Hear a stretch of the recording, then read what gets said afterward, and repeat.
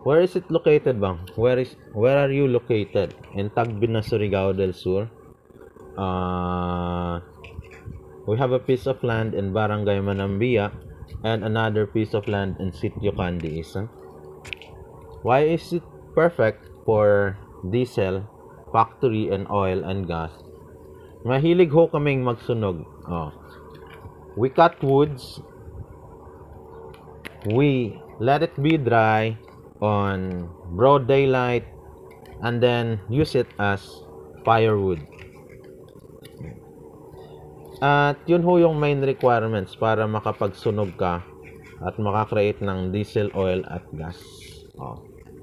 Based from experience. Iba ho yung gas, iba ho yung fuel, iba ho yung ano.